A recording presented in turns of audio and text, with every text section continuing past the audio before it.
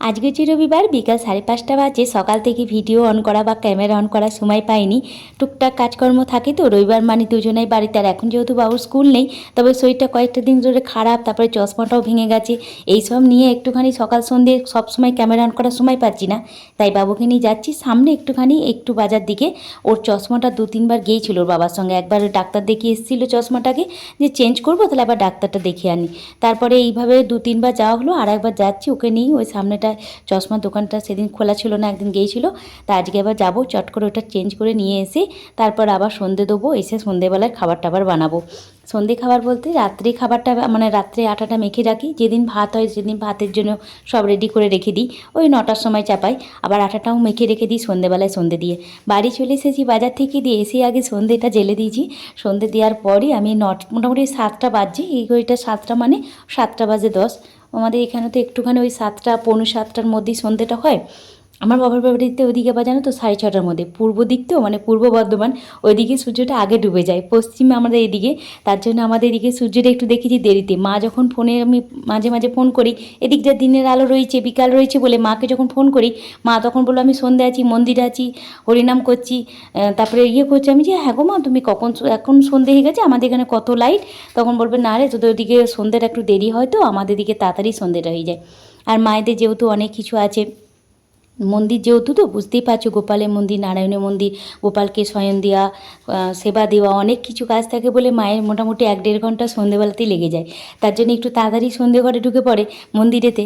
আর আমি যখন ফোন করি তখন দিনের আলো থাকে এদিকে বলে ফোনটা করি। সেই জন্য আমি বুঝে গেছি 2-1বার যে না, মা এই সময় মন্দিরে ঢুকে যাবে। তার জন্য এখন আর মন্দিরে যখন ঢুকবে সেই বুঝতে পারি, সেই সময় করি না। সকালবেলাটায় সন্ধেবেলাটা মায়ের যেমন, মানে ঠিক টাইমটা বোঝা যায় যে এই টাইমটাতে মা মন্দিরে থাকবে, এই সময় কি ফোন করলে চলবে না, তাড়াহুড়ো করে ফোনটা ধরতে আসবে। এখন তো মা বাবা সেই দুজনে একাই, আমাদের 3 বোনেরই বিয়ে হয়ে গেছে, যার জন্য না মা যদি ফোন করি ঠিক টাইমে না করলে মায়েদের একটু ছোটাছুটি করতে হয়। তাই এই সন্ধে দেওয়াটা দেখে মনে পড়ে গেল, মা যা সন্ধে দেয় তাড়াতাড়ি, আমার সন্ধেটা একটু দেরি করে। সন্ধে দেওয়ার পরই বাবু একটু পড়তে বসেছে, আর ওর বাবার কাছেই বসে আছে। আর তারপরে আমরা এসেছি একটু, আমি এসেছি রান্নাঘরেতে। বাবু বললে একটু ম্যাগি করে দেবে, অনেক দিন পর ও আমার কাছে আবদার করলো। ম্যাগিটা খুব কমই দিই, বলছি না মাসে 1বার কি 2বার ম্যাগিটা রান্না করি। আর এই কোল্ড কফিটা আজকাল খুব ভালোই পছন্দ করছি। সত্যি কথা বলতে বাবু যত বেশি পছন্দ করে তার থেকে বেশি আমি পছন্দ করি। আমার দৌলতে বাবু বলছে তুমি বেশি পছন্দ করছো বলেও মাঝে মাঝে তুমি কোল্ড কফিটা করছো। আমি বললাম বাবা, আমার এটা খুব ভালো লেগেছে। আর গরম প্রচণ্ড লাগলেই না আমি একটুখানি কোল্ড কফি বানিয়ে খেয়ে নিই।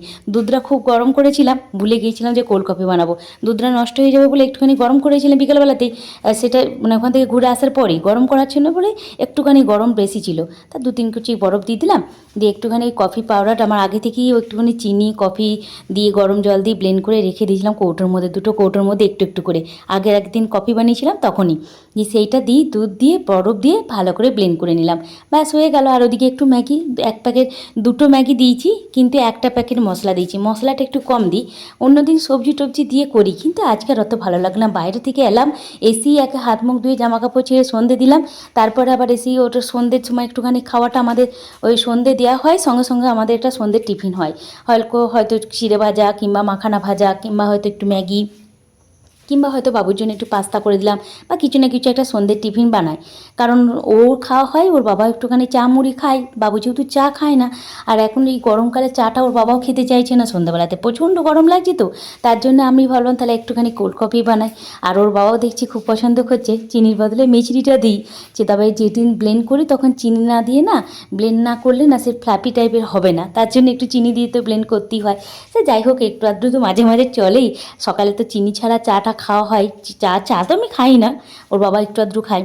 চলো, আমার হয়ে গেছে 3 গ্লাস, 3 জনাকার জন্য। আমার ছোটো, বাবু আর বাবুর বাবার বড় গ্লাস নিয়েছি, ব্যাস এইগুলো 3 গ্লাস নিয়ে এবার একটুখানি ম্যাগি নিয়ে আমরা এবার বসে পড়েছি। বাবু পড়তে বসেছিলাম, আমি এই সময়টা একটু পড়াটা বন্ধ রাখ, তুই আগে খেয়ে নে, তারপর আমরা 3 জনা খেয়ে দেয় নেবো।